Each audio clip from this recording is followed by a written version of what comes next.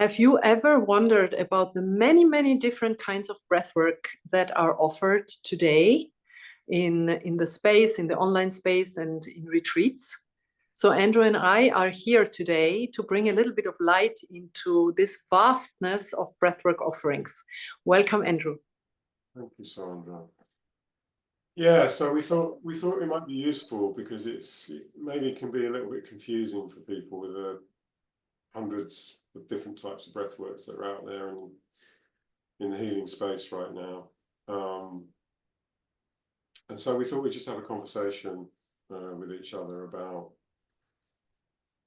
the different types out there, and then focusing on a little bit on the type of breathwork that we offer in the Freedom Tribe.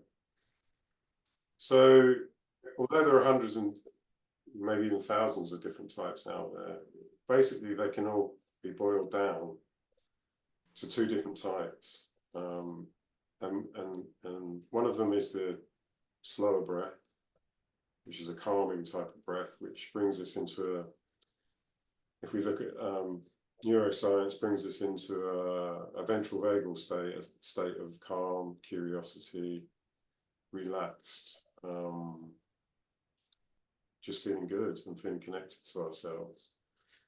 And the other type is a much faster form of breathing, which brings us into what we call an aroused sympathetic nervous system state, which, if we do it consistently and fast, can bring us into potentially bring us into a expanded state of awareness. And that's the type of breathwork that we offer in the Freedom Tribe, both online and in person. And I guess the other thing to say is that within that space, there are also two different types. And one of them's a guided, where a facilitator will guide you and suggest that you might do certain things and feel certain things as you go through the journey. And that's not the type that we offer. We feel that there's an inner wisdom within our bodies, within ourselves. We have our own intuition, and the body knows what it needs to feel, what it needs to experience during that journey. And part of the experience is guided by music, especially design music, to take us on a particular journey. And that type of music's been specially designed specifically for breathwork, with a lot of care and consideration. So yeah, that's the type of breathwork we offer. Sandra, I don't know if you want to say something about the importance of preparation and integration in the type of breathwork that we do. Yeah, totally. Thank you. I just have one question. I want to circle back to something you said in the beginning, and maybe you can explain it to me and to our listeners a little bit more. You said that there are two types of breath that we can do. So one is this very calming breath that brings our nervous system down into a parasympathetic nervous state. And we can calm ourselves down into our day-to-day life when we feel too agitated or anxious or in fear. And the other one is the conscious, deep and faster breathing. And you said it brings us into a sympathetic state. But can you explain it a little bit more, why this is desirable actually to go into a sympathetic state done consciously? Right, done consciously, exactly. Thank you for pointing that out, Sandra. It can take us into experiences that we might not otherwise be able to access on a day-to-day basis. What happens is the prefrontal cortex part of our brain can be switched off, so that the mind chatter, the thoughts about, things that we've got to do, things that we've, happening in the past. It can bring us into the present moment, and it can bring us into the wisdom of things about ourselves that we need to know in order to heal. Yeah.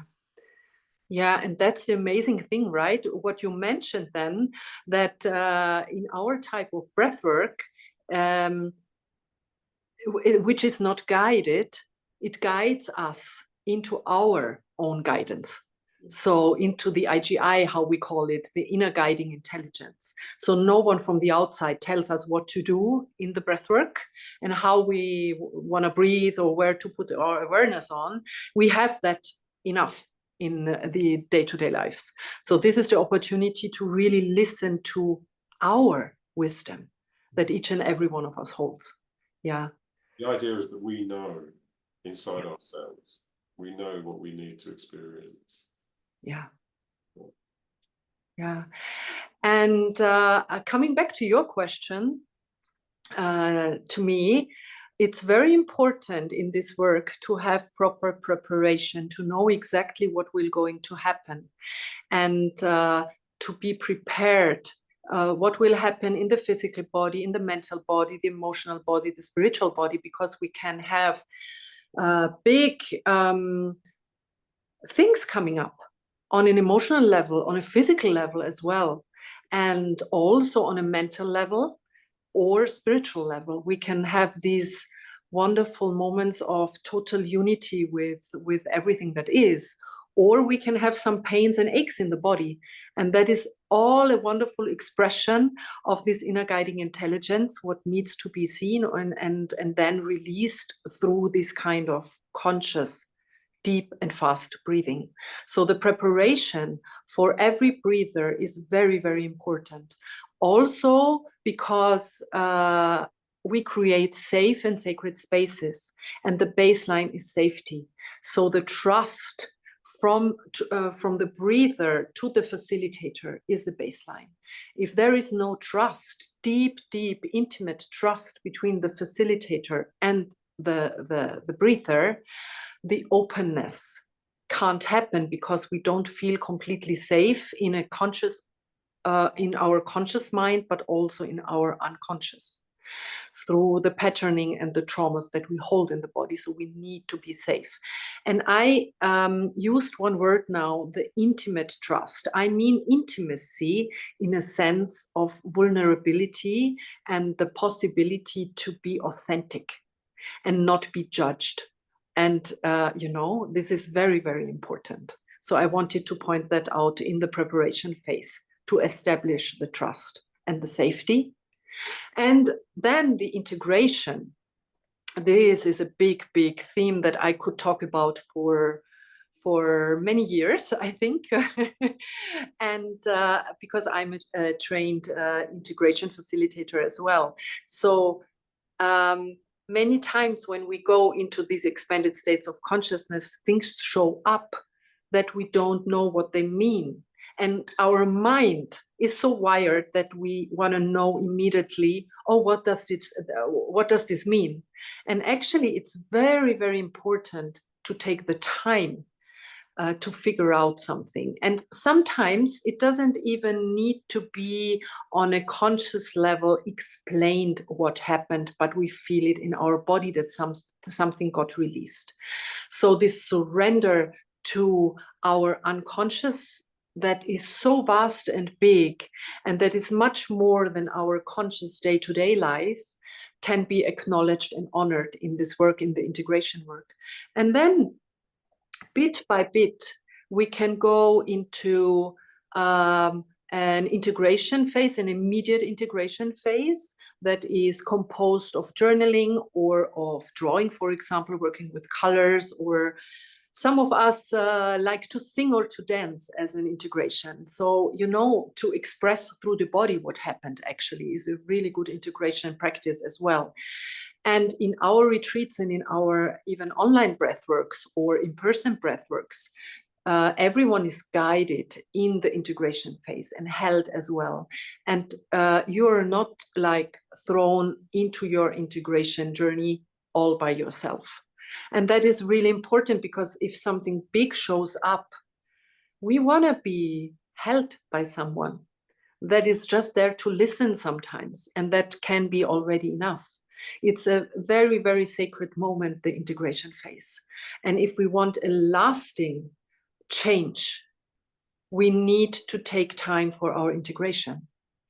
That is a big passion for me, to hold space for the integration phase.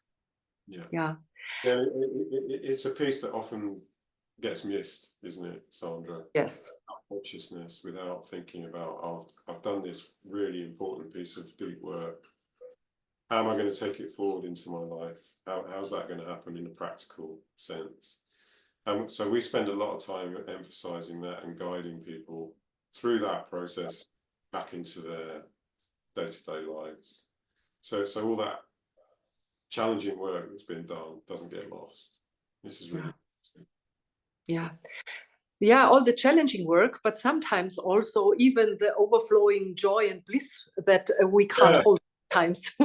I'm just thinking, it can be challenging. It can feel extremely easy. That's right. It can feel like, I'm just falling into something so beautiful. And so as you say, anything can happen during a journey. Totally. Yeah.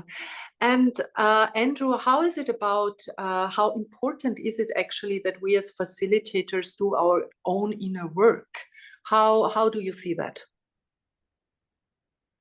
Yeah, so we were talking about this earlier, weren't we, Sandra? And I speak for myself first of all. I've been doing deep inner work on myself consciously for almost 30 years. Almost 30 years now, and actually thinking about it, I actually started working on myself when I was a child, thinking about questions of spirituality and why we are as we are as people, and trying to make sense of the universe. And very gradually working piece by piece through difficult experiences and understanding why I am the way I am, and working through, it's an ongoing journey, isn't it? It's not a journey that ends at any point, but working through those traumatic experiences. So I think I wanted to emphasize that the three of us in the Freedom Tribe, Sandra, Agnieszka, and myself, we haven't just suddenly dropped into this space.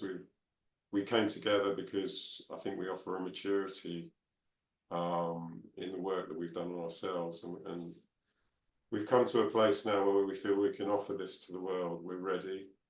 I think we have that confidence in ourselves to be ready to offer this to the world and create this space, and feel really passionate about it, don't we? We feel very joyful. Yeah, joyful is the right word. And we are offering the 4th retreat, actually. So we have in September the next retreat coming up, a breathwork retreat, a 5-day breathwork retreat. And we have had so many beautiful participants in the last retreats that still come to our online breathworks.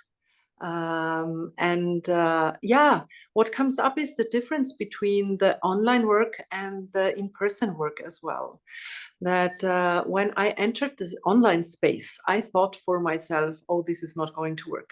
I want to sit in one room with people, and I don't want to do this online because, through the pandemic, we all sat in front of the laptop for hours and hours and did our work in front of the computer. And I think everyone, or most of you that listen, can relate to that as well.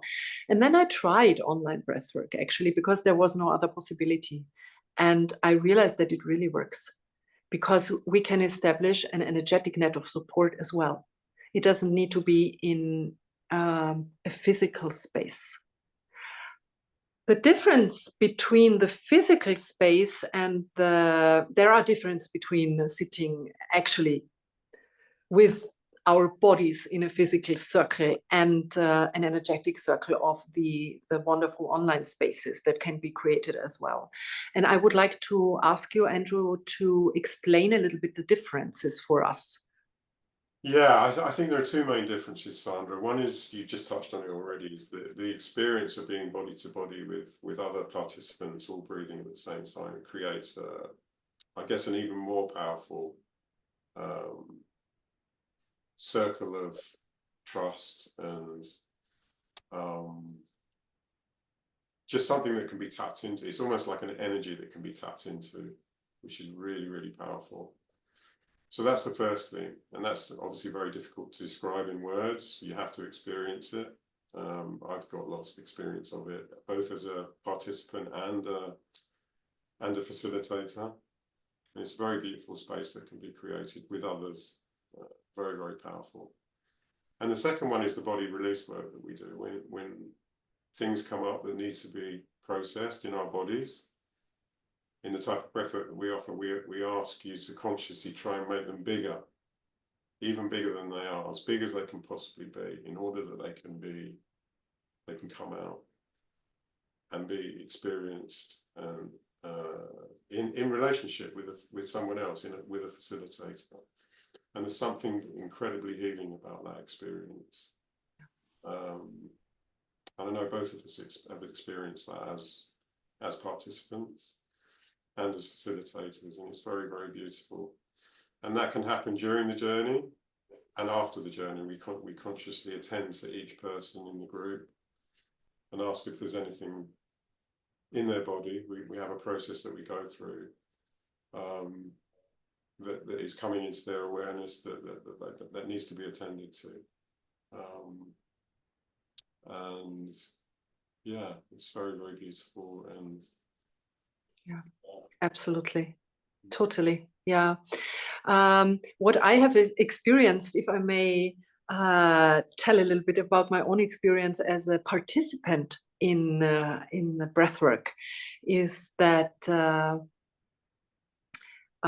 in person, sometimes it was not so easy for me. After doing a lot of work online, it was not so easy for me to really let go with other people in the room. And I saw how much fear I held in expressing myself without the fear of being judged, and that is much more if you are in a room with a lot of other people breathing at the same time, and even asking for help and saying, oh, I am in a state now where I feel stuck or something, I need help of the facilitator.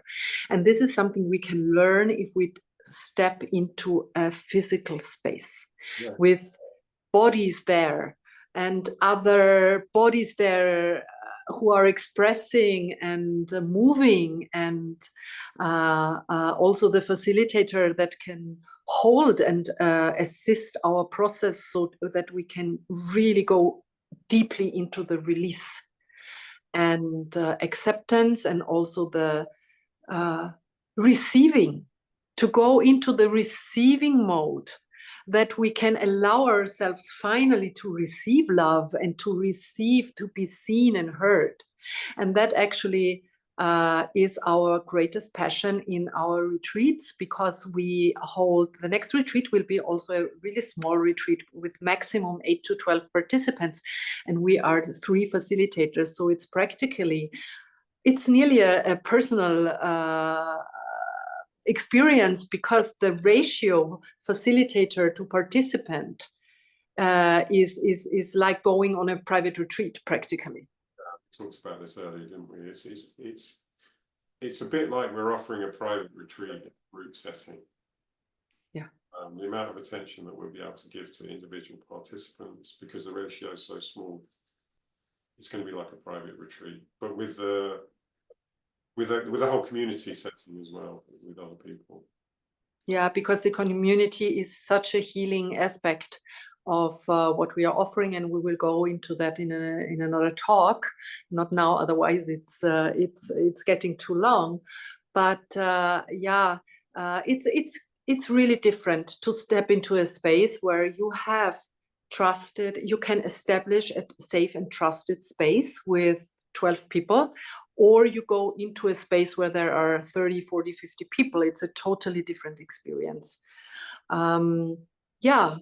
And the online breathwork sessions that we offer, we have 2 free online breathwork sessions coming up where people who have never experienced our lineage can tap into the neurodynamic breathwork and experience that for free and also get to know each other. And Andrew, would you like to talk a little bit about our lineage? Yeah, thank you for reminding me. We were going to talk about that, weren't we? So the type of breathwork that we offer, neurodynamic breathwork, has got a lineage which goes back, I don't know exactly how long, but it goes back to a man called Stanislav Grof, who was the original founder of breathwork. So it's a very mature type of breathwork that goes back. I think it actually goes back to the late 60s, early 70s. So yes. 50 years, something like that. It's a very well established type of breathwork that's got maturity to it, as I've already said. Yeah, it's been tried and tested over many, many years with many, many participants. And yeah, thank you. Yeah, that's really important because it lights up, it brings light into the confusion that I also had, and we had, and many of our participants have. Yeah, there are so many names for breathwork right now, and actually our lineage is the direct lineage of the founder of breathwork, of modern breathwork. And of course, already the ancients practiced breath, the sacred breath medicine, of course, but the modern type of breathwork is our lineage. So we have a lot of maturity in our training, and we have a lot of maturity in the work with ourselves. That is really important to hold a safe and sacred space and to establish trust in participants, so they can be in good hands and can feel safe to do their inner work. Yeah, my dear friend. Is there something else that needs to be named right now? I can't think of anything right now, Sandra. No, I think. Yeah. Do you feel complete? I feel complete within the realm of incompleteness. Yes. So then, thank you so much for this amazing talk, to bring a little bit of light to everyone who listens, and I hope this was helpful to you. Please reach out if there are any questions. We are here for you, and we wish you an amazing day or evening, and I hope to see you soon in a circle, either online or in person, and you can find the information below. See you soon, I hope.